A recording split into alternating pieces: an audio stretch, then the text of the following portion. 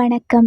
சமையல் மந்திரம் நிகழ்ச்சிக்கு உங்களை அன்போடு வரவேற்கிறேன். பண்டிகைன்னு சொன்னாலே ஞாபகம் வரதுல சுவையான லட்டும் ஒண்ணு. இன்னைக்கு நாம பார்க்க போறது பூந்தி லட்டை பன்மடங்கு சுவை கூட்டி ஒரு தனித்துவமான சுவையோட எப்படி செய்யறதுன்னு ஒரு ரகசியம் பற்றி தான். லட்டுன்னு சொன்னாலே நம்ம எல்லாருக்குமே பிடிக்கிற ஒரு ஸ்வீட். இதோட சுவையை நம்ம இன்னும் அதிகப்படுத்துறது தான் இந்த ரகசியம். அந்த ரகசியம் என்னன்னா, லட்டு பிடிக்கும் போது நம்ம சேர்க்க போற ஒரு கூடுதல் இனிப்பு பொருள் தான். அது வேற எதுவும் இல்லைங்க, கற்கண்டு. ஆமா, இந்த கற்கண்டை சேர்க்கும் போதுதான் லட்டுவோட சுவை பல மடங்கு அதிகரிக்கும். இந்த கற்கண்டை எப்படி பயன்படுத்தணும்னு பார்க்கலாம். லட்டுக்கு தேவையான பூந்திய தயார் செஞ்சுட்டு சக்கரை பாகோட சேர்த்தி நெய், முந்திரி, ஏலக்காய் எல்லாம் சேர்த்தி லட்டு பிடிக்கிறதுக்கு தயார் நிலையில வச்சுக்கோங்க. இப்போ கொஞ்சமா கல்கண்டை எடுத்து அதை மிக்சியிலேயோ இல்ல உரல்லையோ போட்டு 1-2 அரைச்சி எடுக்கணும். ரொம்ப நைஸா பவுடராக்க தேவையில்லை, லேசா உடையிற மாதிரி அரைச்சா போதும். இந்த அரைச்ச கல்கண்டு பவுடரை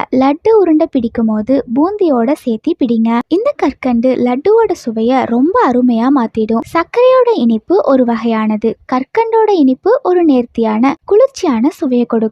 லட்டு சாப்பிடும் போது அந்த சின்ன கற்கண்டு துண்டுகள் லட்டுக்கு ஒரு அலாதி சுவையையும் மணத்தையும் கொடுக்கும். இதனால லட்டு இன்னும் சுவையா இருக்கும். இந்த சின்ன கற்கண்டு ரகசியத்தை இனிமேல் உங்க பூந்தி லட்டுலையும் பயன்படுத்தி பாருங்க. உங்க லட்டுக்கு தனி மவுசே கூடும். மீண்டும் ஒரு டிப்ஸோடு உங்களை வந்து சந்திக்கிறேன். நன்றி.